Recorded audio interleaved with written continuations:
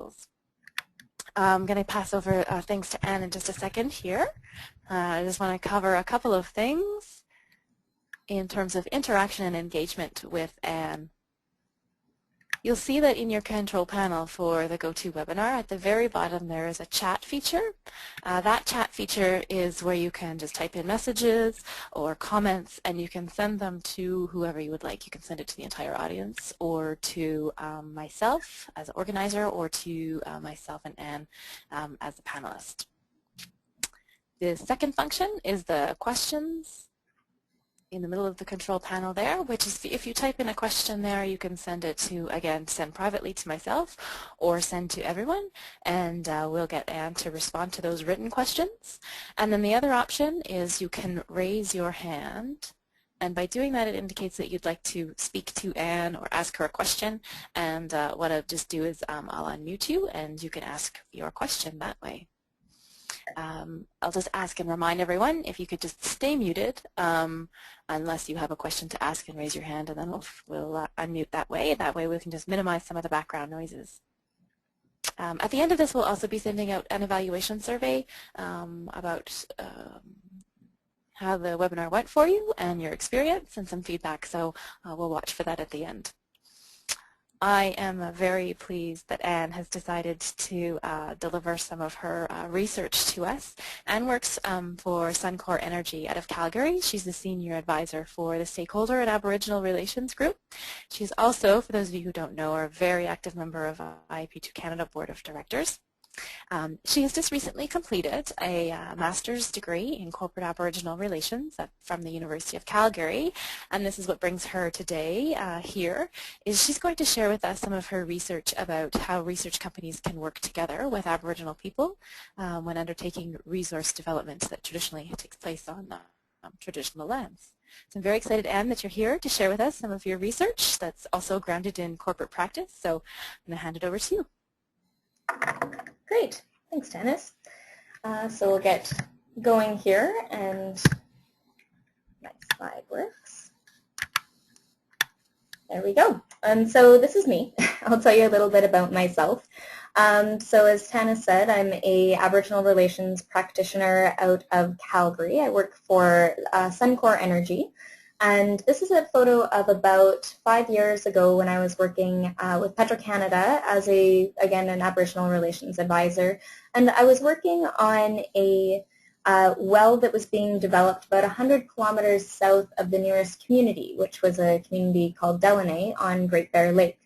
And that experience was really eye-opening for me because it gave me an introduction sort of with fresh eyes, dropped into a situation where a company had been working with this community for a couple of years already, and then I was on the ground as the development was happening and noticed that there was a number of misunderstandings that were happening between what the company had expected and what the community expected. And in some cases this led to conflict, but more often than not it just led to I guess expectations not being met and some, like I said, misunderstandings, and really what I saw as lost opportunities for the company and the community to have worked together and make something great out of the opportunity that they were in part there.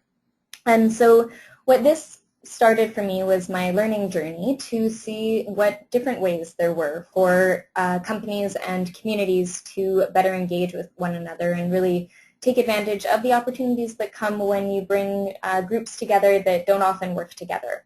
And so that's what this presentation is about. It led me to my research in corporate Aboriginal relations. The research that I did was on Suncor Energy's evolving Aboriginal corporate relations, and I'll talk a bit more about that later. But the piece that I wanted to illustrate with this photo is that I consider myself a practitioner first and an academic second. So I was working throughout the time that I was doing my research and really found that I really wanted my research to be applicable to those on the ground. I had found in the past that reading pieces of literature or seeing presentations that academics were doing about stakeholder relations or public engagement, I really found it a bit lacking in terms of relevance to the work that I was doing on the ground, and so I really have tried to keep my focus with that academic substance, but really to have the on-the-ground practical application. So I hope that you find that as well, and that it's not too academic-y and boring, but really that there's just a different lens putting on the work that a lot of us do. So I'd like to know a little bit about you. So I'll get Tanis to run a poll here. I ask you to pick as many of these answers as apply to you. And so wondering just who my audience is, if you've been involved with IAP2 Canada, if you have worked, as I said, most of my research has been with Aboriginal communities, and so that's what the focus was, although I'm going to try and keep today's talk a little bit more broad. So Tanis, how's it looking? Yes, we've got about 40% of the folks have voted, so we'll just give you a couple more seconds to complete that.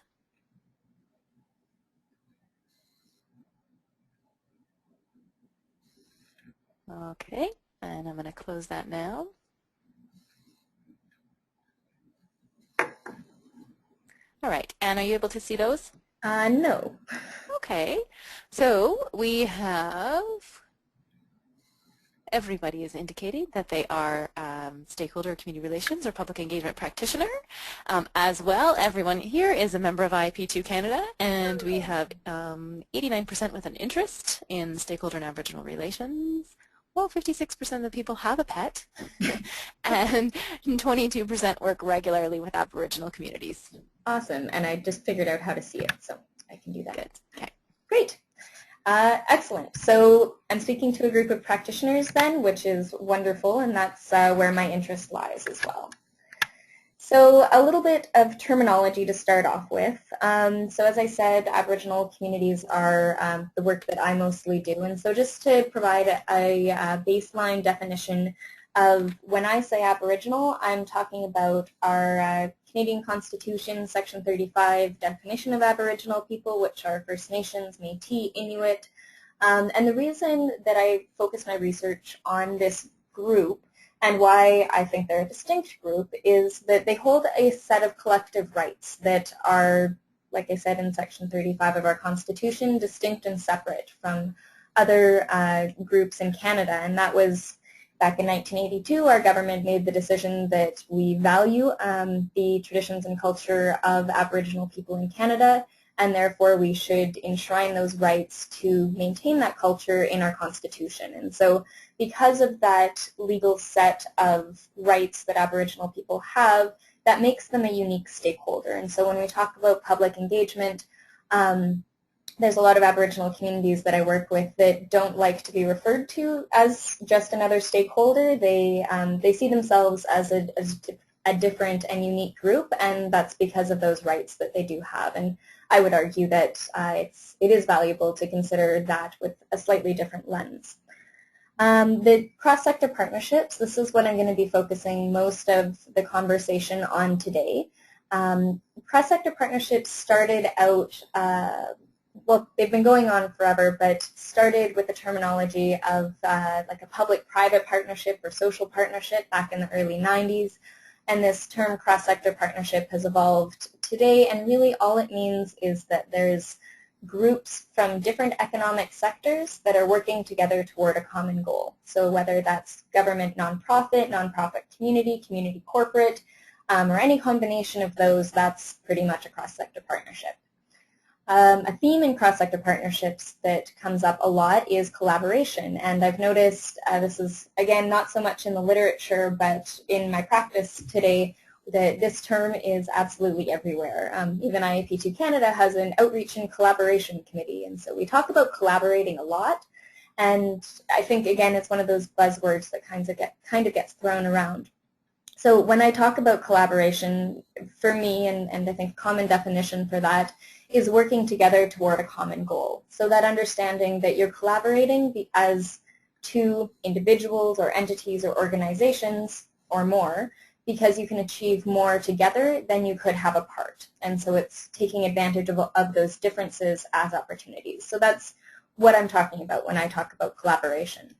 I have community engagement up here because I just want to make note of the fact that I may switch between terms, that I think there's any combination of community engagement, stakeholder engagement, public participation, public engagement. There's a lot of terms that are used for the work that a lot of us do, and I had that on my slide earlier, stakeholder relations, community relations. All of that to mean working with the public. So what we take, and community engagement again is that specific focus on a community, but really that could be a community, a virtual community. It could be a geographic community, an Aboriginal community, a municipality, or a country. And so I think, again, when you go through your public engagement process and you define your different stakeholder groups or your different publics, you would be defining your different communities. So it's that broad bucket of the work that we do. The IAP2 Core Values, this is the foundational element of IAP2, and since you're all IAP2 Canada members, I'm not going to go through a ton of that. We talk about it a bit more later, but just that basic understanding of what the principles are behind public engagement and what we believe in and try to do. There's also a code of ethics that accompanies the work that IAP2 practitioners do, and the spectrum as well of engagement, and I'll talk a bit more about those later. And this last term I have up here, Aboriginal Corporate Collaborative Initiatives, is a term that I made up through my research, and basically it's talking about those collaborations or those cross-sector partnerships that are specific to Aboriginal communities and corporations or corporate organizations. So said there's a number of different cross-sector partnerships, and this would be a specific subset of that. Again, as I talked about earlier, the Aboriginal piece coming with the fact that they're a unique stakeholder because of that unique set of rights, and then corporations which typically have specific drivers behind them as well in terms of why they would engage with communities, often to carry on their business activities. So, any questions so far, Tanis? Nope, not yet. No questions? Okay, good. So cross-sector partnerships, as I said, are pretty much that combination of groups from different economic sectors to work together toward a common goal. This image I have up here is of the 4 host First Nations that were in partnership with VANOC for the Vancouver Olympics in 2010. And I put it up here because I think it's a really good example of a cross-sector partnership where these 4 different communities had a partnership with themselves. They were the 4 communities on whose traditional lands the Olympics were taking place. But they also had that partnership with VANOC, and that was the common goal that all of them had, was to showcase, advance, create awareness of Aboriginal culture and Aboriginal peoples in Canada. And as a result of the efforts of both VANOC and these groups and all of their supporting organizations, this Olympics showcased Indigenous people like none have in the past, and so it really was successful at meeting that common goal. And so just to see if you've been listening, we'll go to the next poll, asking why do you think cross-sector partnerships exist? So you can pick as many answers as you want, but don't get the wrong one. And so if it's because so companies can get project approval, for nonprofits to get more money and have a greater impact, to change the world, or so communities can benefit from decisions that affect them. Okay, we've got about half of the people voted so far. Awesome. Okay, and just 10 more seconds.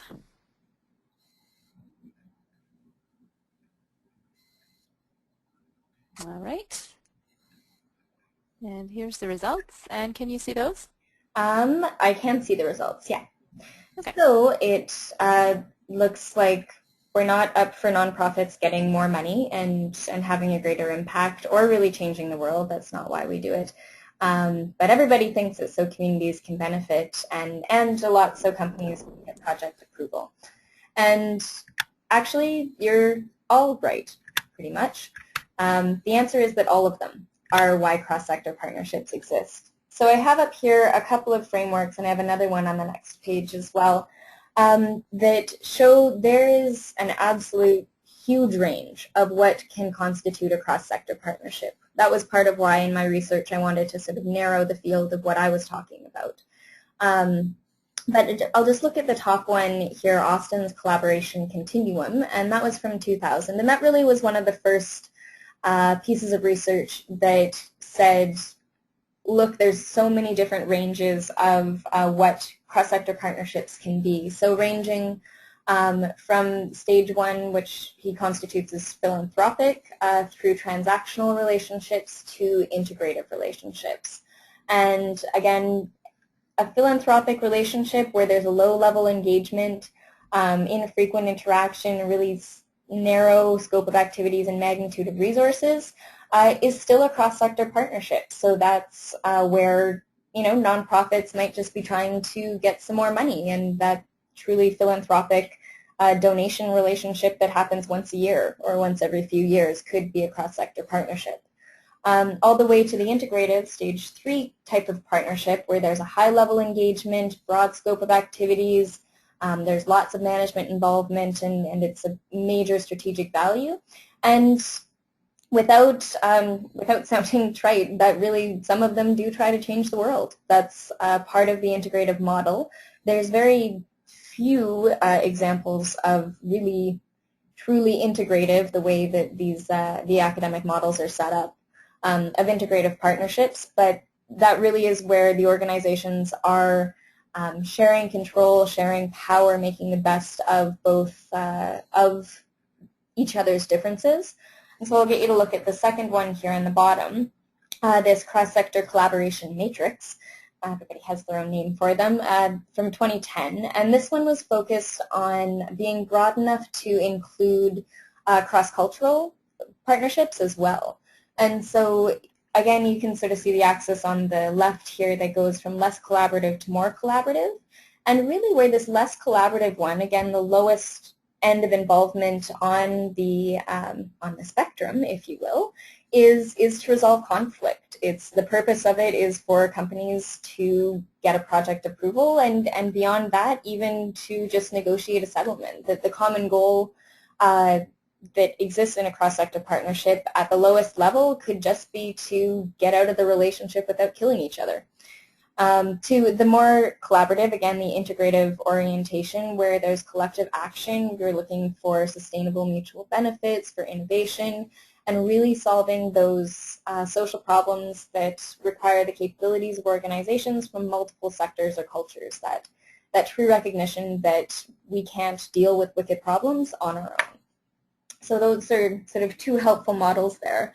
And the piece that I'll note about the importance of using these models in practice is that it's really important that all partners agree on where you're at on this, on the continuum. And so you can imagine that if one partner thinks that you're in a conflict resolving orientation and another one's looking to change the world through an integrative involvement, that's where you're really going to get a lot of conflict in your community engagement practice, is where those conversations aren't happening to ensure that everybody's on the same page. It's perfectly fine to be conflict resolving or philanthropic in your cross-sector partnership. I mean, that's just the nature. There's a limited number of resources and we can't always be integrative, and that's okay. But we really need to make sure that everybody in the situation is aware that that's where you're at and what those expectations are. So the next one here. So some of you may be familiar with this. So this, again, came out in 2010, and so it was Frances Bowen out of the University of Calgary who presented her work on this at the Wild Rose Signature event for IAP2 in 2011. I think that was January 2011, that conference. And so she talked about this continuum of community engagement and going, again, from transactional to transitional to transformational engagement that changes the world. Again, just showing the elements of those. It's similar to the other two models that I showed before. And again, stressing that it's really important to know where you're at. So if somebody's trying to pester you and have conversations all the time, and they expect engagement to happen, a weekly communication update and conversations every day and have access to decision makers, that would be characteristic of a transformational engagement. whereas the proponent or government or nonprofit organization may only have the resources or may only want to be transactional and have very few communications and very limited information sharing. And so I've said a couple of words, and I realize now I should have made this a poll, but I'll just get you guys to think about how this applies to the IAP2 spectrum. And so there, actually Frances in her research to build this model here used IAP2 as an example, our spectrum from inform to empower on community engagement, because this is sort of reflective of that same element that, you know, it's okay to just inform, but there's all these other ways that you could engage with communities and you could engage in public participation. And so again, this is just that model to show that there's a number of different options on this continuum. And what I would say is where this work on cross-sector partnerships complements P2 is that it's not necessarily about making a decision. So we often think about public participation, and that's how we're taught, is the reason that we engage in public participation is so that those affected by decisions can have the opportunity to provide input on the decisions that are made. And that's a hint for later. But community engagement and these activities that we're talking about here is not necessarily a public participation process. You may not be driving towards a decision in the end. But what these do, what cross-sector partnerships do, is enable a relationship. And so they create those opportunities for a long-term relationship between stakeholder groups. So again, between governments and communities or corporations and nonprofits. And that's really important, and I think might not come out as much in the IAP2 materials as we'd like it to, but certainly does come out when we're talking with practitioners, is the importance of maintaining the trust. And it's really hard to get people to participate in an engagement process if there's no trust between the organizations. And so cross-sector partnerships are one way to build that trust between the proponent or the decision maker or those organizations that you really need if you're going to get that meaningful engagement. And so similar to IAP2's new course on emotion and outrage talks about how you really need to deal with, in conflict situations, you need to deal with the emotion before you can even get to a meaningful engagement decision process. And I would argue that these cross-sector partnerships are another complementary element similar to a conflict management process, not necessarily where there's a high level of conflict, but where you're in a situation where you know you require trust. And if you know you need to build that trust, then I would consider looking at some of these models to say early on, hey, how can we start to build that? How can we work together? What common goals do we have as the public group and the organization, and how can we start to build those relationships toward those common goals so we're actually achieving something in the end, and then also helping to build that trust that will later on facilitate an engagement process that probably needs to happen more than once, and so those relationships probably need to be there. So I'll move on to the next slide, which again wakes you up and asks you to participate and use your knowledge here about which of the following is not an IAP2 core value.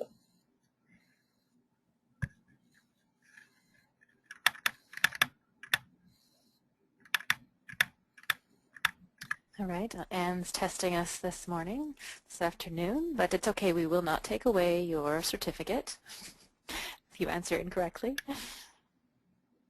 Right, we only have 10% people voted so far. This is a challenging question.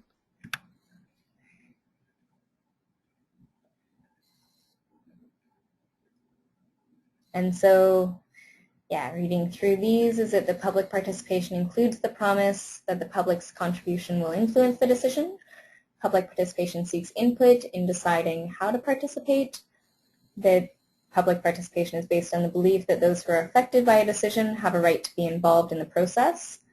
That public participation seeks to minimize conflict and disagreement, or that P2 communicates to participants how their input affected the decision. One of these things is not like the other. All right. We've got 80% voted, so I'm going to close this, and here's the results. Okay, so a bit of a split there. And yeah, the correct answer is that D, that it minimizes public participation seeks to minimize conflict and disagreement. That is not an IAP2 core value, but all of the other ones are. And I'll just get you to close there and move on to the next slide that shows all of the core values. And so I put in the one about minimizing conflict and disagreement because I think it often as a practitioner I know that it's easy to lose focus and to get caught up in the moment and try and make whatever tools you have fit for whatever situation you're in, and sort of whatever's easy or whatever you're used to or whatever's popular with social media maybe, people tend to gravitate towards that. And so I think it's important to come back to these core values and go, well, you know, there are tools that are appropriate for a conflict situation, but it's not what public participation is about. And these core values here I think are important for us to go back and reflect on and consider in the work that we do, and really to choose the tools for public participation that are most appropriate. And so again, as I was saying, that the conflict management work is definitely complementary, it's definitely important, and it's definitely not the foundation of P2. Similarly, cross-sector partnerships I think are a really effective tool for building trust. I think are important ways for different economic sectors and different people to learn from each other and to grow. Again, not the core of P2. So what I am going to talk a bit more about now, just showing these, is the work that I did, and through my research, I looked at a few different bits of literature. And so from the Aboriginal, again, this is the focus on Aboriginal corporate collaborative initiatives. And, sorry, yeah, sure. I just want to interrupt for a second because the bottom of your screen is cut off. Oh, that's too a little bit. We can only see the part of a common goal for sustainable mutual benefits. Okay, I will, when I get to that one, I'll move to a different view. Okay, thank you. These up here now. Thanks for telling me. Mm-hmm. So the first one, so to get these, I did a literature review on Aboriginal community economic development, which I was saying was the reason why Aboriginal communities would enter into cross-sector partnerships with industry. I did a literature review on the social license to operate and sort of that term, which is often why industry would enter into partnerships with communities. And then also looking at cross-sector partnerships in general and literature on that contribute, that says, you know, what works and what doesn't, and what's important. I see a little question bubble. Does that mean something? No. Okay, all good. So talking a bit about the first criteria for success in Aboriginal corporate collaborative initiatives are these community-defined development goals. So if we're assuming that communities are entering into cross-sector partnerships because they have a need, a community development need, it's really important that that need is defined by the community. And you'd be surprised how often that doesn't happen, and how often a proponent or a government or nonprofits have great ideas about what communities need without actually asking them. And so this is an important piece, is that the goals that you're working towards that are about community development are actually defined by the community. The second criteria is transparent corporate motivation. And so again, this goes a bit, some of you may have heard me rant every now and again about how the term social license to operate is very widely used and very poorly understood, both in academia and in practice. And my argument very briefly here is that social license to operate is about getting the trust of the local community through mutually beneficial relationships. And whereas corporate citizenship is more about being seen as a good neighbor, or that sort of ethical element of being a good corporate citizen. Either way, and whether you agree with that or not, you can go to the conference and maybe listen to my session on that. When I talk about transparent corporate motivation, it means that everybody would be fooling themselves to think that corporations get involved out of the goodness of their hearts. I would argue this goes the same for nonprofits and the same for governments, that everybody has a goal, everybody has a motivation that is going to serve their own interests. Otherwise, you wouldn't function as a group. If corporations didn't serve their own interests, they wouldn't have shareholders. If nonprofits didn't serve a particular interest, they wouldn't have funders. If governments didn't serve their own interests, they wouldn't get reelected, in theory. So it's really important that corporations, in this case, understand and know what that motivation is for participating in a collaboration. And don't BS us by saying that it's because it's the right thing to do. If it is because it's the right thing to do, name that as part of your corporate reputation program and say that's your goal. Because if the partner, if the Aboriginal community or other community doesn't understand why the corporation is in it or what they're trying to get out of it, you're really going to lose them along the way. So if the company is there to build their reputation, great. Let's try and figure out some ways then the community partner can help the company get towards that goal while building the school or having the literacy program or whatever it is that you're actually doing. But having that transparency is absolutely key, both for the company to understand themselves, which I would argue most of them don't, and for the community to understand. The third one is mutual trust through joint accountability and continuous communication. So again, for successful Aboriginal corporate collaborative initiatives, especially the integrative and transformational kind, it's really important to have a high degree of trust. And the higher degree is required for the further you are on that spectrum, which I'm sure you guys can relate back to the IAP2 spectrum, but also talking about if you're trying to change the world and if you're trying to come up with creative solutions to solve wicked problems, you really need a lot of trust in order to share the information that you're going to need to find those solutions. So some of the ways to build that trust are actually building that into the process, so having joint accountability, holding each other accountable and being okay with that.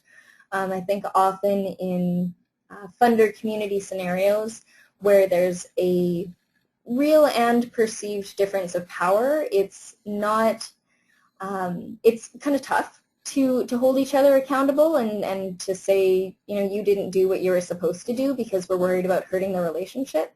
But what the literature shows, and what I'd agree with, is that it's an important part of building that relationship is to have those difficult conversations in a respectful way. And those are really going to help to build the trust, is to manage that conflict or differences respectfully. And then also the continuous communication piece, that if you're only talking to them when you have, you know, your scheduled quarterly meetings or when there's very frequent formal, infrequent formal parts of the communication process, you're going to build trust far less trust or far less quickly than if you're just stopping by for coffee. And that can be really hard to do when you're not in the same city. So it's important to find other ways to have that continuous communication. And I think social media, that's actually a place where it's been very helpful and can be very helpful to be connected to a group where you're geographically removed from them. The third that I have, again, for these specific Aboriginal corporate initiatives is the cross-cultural bridging, that it's really important to have appropriate cross-cultural bridging mechanisms and an integration of Aboriginal cultural considerations. I'd also argue that it's important to recognize that this, you know, spans outside of just the Aboriginal culture, and that there's a lot of different cultures that we work with when we're working in different economic sectors and different in those cross-sector partnerships. And so whether it's the corporate culture or a culture of a nonprofit or a culture of government, I think you'll all agree, many of you having worked with a number of those groups, that there's a certain culture. And so it's important to name that, to understand what those cultural differences are, and to look for the opportunities to bring in both, or if there's more than one, to bring in all those cultures and be deliberate about that, because that's going to help build the success and trust and respect and really the buy-in for the sustainability of these initiatives. And just try to change the view here. So if I do this, I'm going to see if you can see that last piece. Can you see that, Tanis? Yes, that's better. Sort of. If I go like this. Yep, that's better, Anne. Okay, perfect. So the last one is a common goal for sustainable mutual benefits. And again, this goes back to the beginning of the presentation where I was talking about having that defined goal. So you both have common interests. You're entering into cross-sector partnerships for a reason. Identifying that reason and knowing what success looks like. What is that common goal? That's really what's going to keep you together. But then also actually achieving something towards that. So those sustainable mutual benefits that are going to be achieved probably not the way that you think they are when you start out, so that adaptability and innovation needs to happen throughout the partnership, and also in a way that creates a lasting impact without the relationship necessarily always being there, because you're not always going to be in the same place at the same time, but that doesn't mean that you can't have a lasting impact.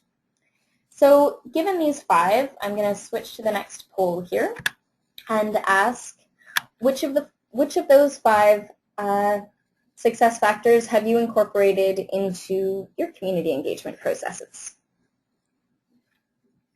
So again, having community-defined development goals, making sure that there's a transparent corporate motivation, that there's joint accountability processes, cross-cultural bridging mechanisms, and identification of common goals and/or mutual benefits. Okay, we've got about half of you voted in. Give you a little bit more time.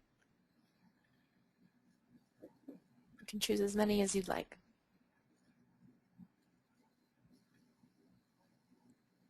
That's 70%. And I'm going to close that now. Perfect. Excellent. So it looks like all of you talk about common goals, and that's awesome, because that's probably the most important part about this, although I'd argue that you need all of them for success in that area. And so having those community-defined goals as well, awesome. And not a ton on the cross-cultural piece. So I guess that's probably a challenge to you, or to encourage you to consider that in your future engagement processes of identifying those cultural differences that might exist and understanding how to integrate those and what that might mean for the processes you set up. Even as simple as the way that you communicate is culturally based. And so understanding, again, those differences and how you might be more successful at building trust and relationships going beyond that. So this chart is just looking at how the two line up. There's a number of synergies between the IAP2 Core Values and these key criteria for success. Just picking out some of them, community-defined development goals, well, that really is about having the public or participants choose how they want to be involved. That basic understanding that the community knows what's good for the community, and we should value that. The second one, transparent corporate motivation. Again, that's about transparency. That's definitely an IAP2 core value, that information is there in a meaningful way, that things are meaningful and we understand what's going on for everybody. Having mutual trust through joint accountability and continuous communication. Well, the P2 communicates how their input affected the decision. But again, understanding why we're involved and having that accountability to that involvement and that respect for the process is an important part in both. Effective cross-cultural bridging mechanisms, that P2 seeks out and facilitates the involvement of those potentially affected, and not just the easy ones. So again, that's looking beyond your cultural box to find other ways other people to bring in, and other ways to engage people who may potentially be affected by a decision or have an interest in it. And this last one, common goal with sustainable mutual benefits, well, P2 is about sustainable decisions. And so I think those line up a fair bit, saying that we need to, again, recognize all of the interests of those different parties in order to move forward. So I'm noticing the time here and that we're about 22, and I wanted to give you guys the option, and so Tanis, if you want to put this poll up, to say what you want to do now. So I have a couple more slides that I could carry on with talking about my specific research on the evolution of Suncor's Aboriginal corporate collaborative initiatives.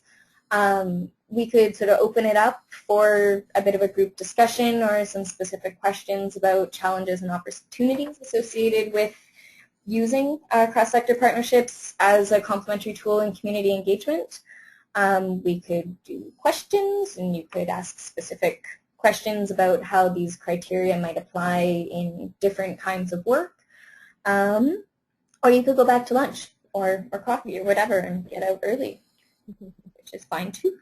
So I'm open to whatever folks want to do. So I'll give you a chance to think on that. Thanks, Anne, for the choice. So far, no one wants to go back for lunch, but we only have about 40% voted in, so I'll just give you a couple more seconds.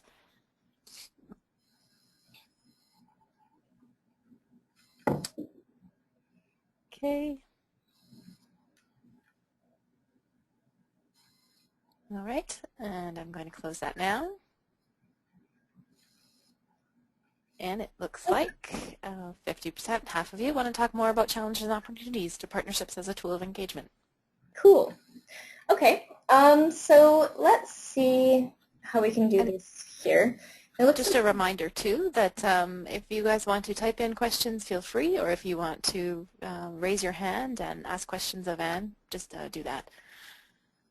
Okay, and so I'm going to move to another slide to have up in the background of our discussion. So because 40% of you cared, that my research was on these 3 initiatives. Suncor has over a decade worked with 3 different Aboriginal communities to build cross-sector partnerships that trended over time towards a more integrative or transformational approach. And not to say they've been the most successful with the most transformational, but I'm going to put this slide up, and noting that you can't see the bottom, I'll go like this, because it's sort of the culmination and then also speaks a bit to the challenges and opportunities. So I'll put that up, but open it up so if group conversation is what folks want to have, Tanis, I'll look to here in my awesome facilitation skills to get us started. All right, so I'm not noticing any questions yet from anyone. However, I can ask you a question. Because I'm wondering, you know, of those, the key criteria for success that you've listed, what are some of the, I guess, what is the most challenging one to try to achieve? I would say that probably the third one, the mutual trust through joint accountability and continuous communication, is probably the easy to do conceptually, but really hard to do in practice. Yeah, my question for you was going to be, what does that look like in practice? There you go.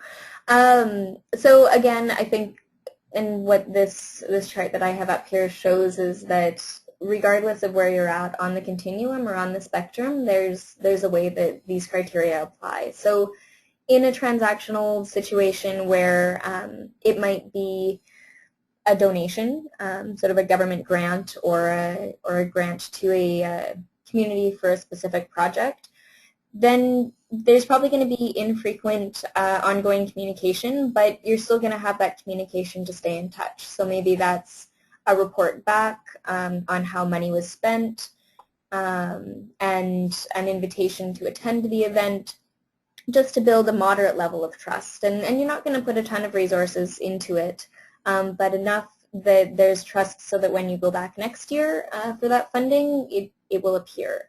Whereas on the more collaborative or integrative side of things, you really need that high organizational trust. And so This is going to be both formal and informal involvement. And the piece that I noticed in my research in the specific Suncor example was that it's the business incubator at Fort McKay is a really great example of a potentially collaborative initiative or potentially transformational, but the organizations aren't very well integrated, and so there's a few key individuals who are very passionate about seeing this initiative succeed, who are involved, and really, two or three people from Fort McKay and 2 or 3 people from Suncor that are involved with it, and they've seen over the last year as one of those individuals has left the group, just how that throws things off and how it's really hard to get to build that trust if you only have a few people who are involved. So a big part of this on the transformational side, if that's the kind of initiative that you're into, is to identify different points of engagement for different people in the organization so that if somebody does leave, the relationship carries on. And then again, that joint accountability is going to be clear, or really important on that one, that it's clear. So meeting the expectations and building that trust through repeated interactions. Thanks. Got a question here from Gay Robinson. She wants to know, what are some of the cross-cultural bridging mechanisms that you found most successful? Cool. So somewhere along the way, I'm trying to remember, it was in that Murphy and Aranis article, so that 2010 one that I had referenced earlier. It lists 6 different mechanisms for cross-cultural bridging. And so one of them, and the key one that I've seen used, is to deliberately have what we'd refer to as culturally literate or bicultural individuals. And those are people who actually formed the name that I put on, because as I said earlier, everybody has to have a name on their model. So mine's the Walking Together in Two Worlds model. And that's where, if you think of 2 cultures as 2 different worlds and 2 different world views, a culturally literate person is comfortably able to walk in both of those worlds. And that comes from a coastal elder, that phrase. But having that person whose job it is to be that, whether you call it a liaison or a bridge between the cultural, one culture and another, who's able to speak with both of them and be comfortable with both of those protocols. So you can see on the transformational side here with this one, that might be a third party. That was one of them too, is there might be the need, if there's a high conflict situation, to bring in a third party who is able to facilitate the communication between those 2 cultures, because they just might be so very different that you need that help. Other ways are to build in institutions that are culturally appropriate. So an example of an institution might be a cultural protocol in Aboriginal communities to say an opening prayer before a meeting. And so in meetings, whether you're having them in a downtown boardroom, a government office, or a band office, or out in the open, that you integrate an opening prayer into all of your work. Same with accountability mechanisms or measures of success. So we often think of success measures in terms of, I know I do from the Western world that I grew up in, and so it's dollars spent, number of people talked to, where there might be a ton of other measures for success that are important for that community. So whether that's a number of, the kind of community events, or the people that came out, or the the certain kinds of people that were involved in an event, really doing that work to say, what does success look like from your worldview? And acknowledging that there are different worldviews, and that in government that's probably going to look different than in nonprofit or in industry or in a community setting. So doing that work to say, how are we going to work together? What are the protocols? Who are we going to involve that can effectively work in both worlds? And how are we going to measure success? And all of those in a culturally appropriate way would get you going on a pretty good start. Thanks. Any other questions? I do have another one for you, Anne. Okie dokie. No one else has any? None yet, but please feel free to raise your hand or type in a question. Oh, and Gay says, thank you very much, Anne.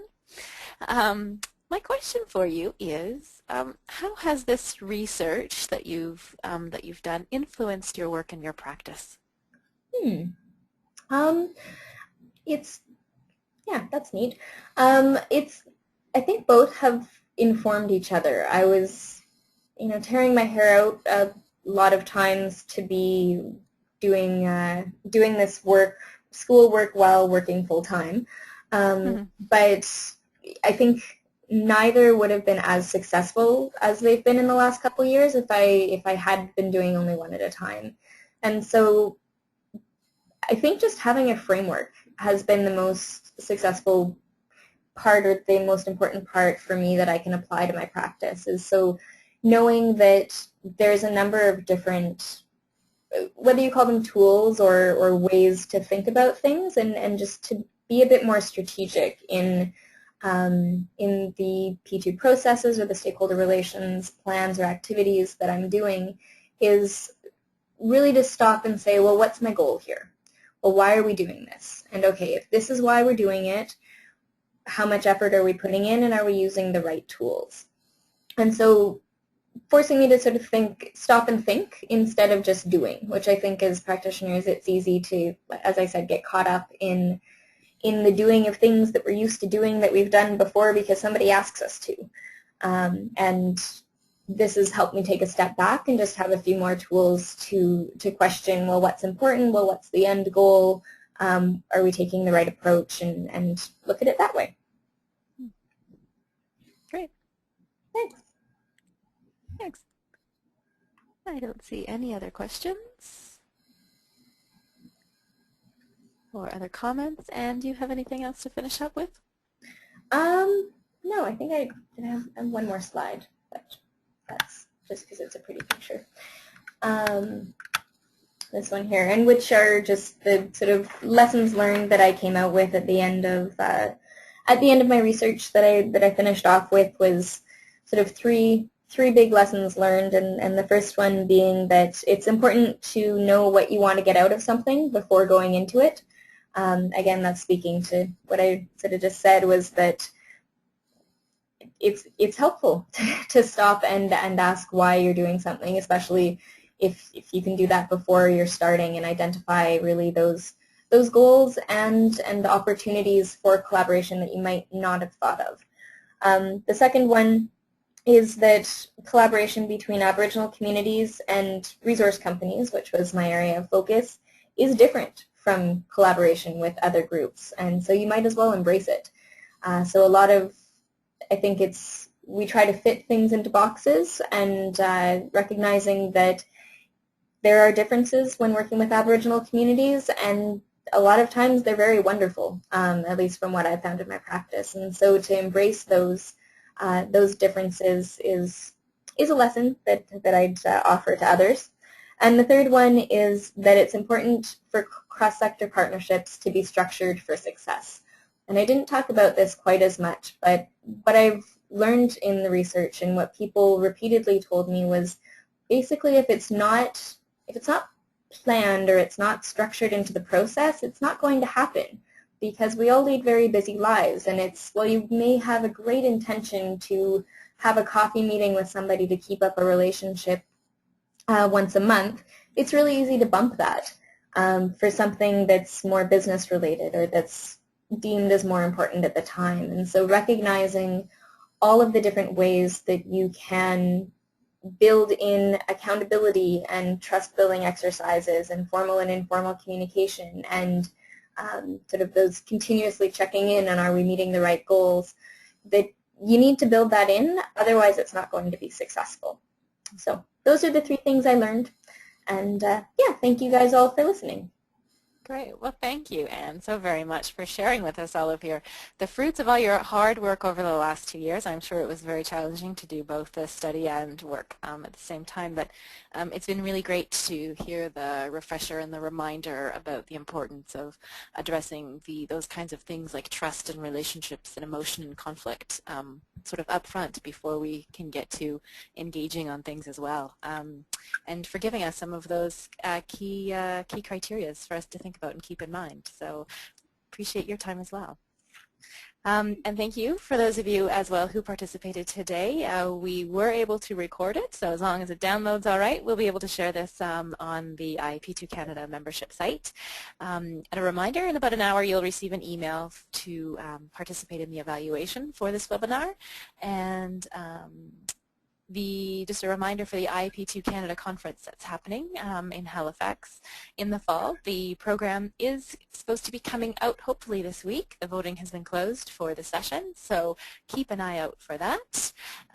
And I just also want to let you know, Anne, that Krista has said thank you to yourself for the presentation today. So thank you, everyone, and our next webinar hopefully will be in July, so keep your eye out for that, and we will send a posting out and let you know about that topic as well. Thanks, everyone. Have a great day. Bye. Thanks, Tanis.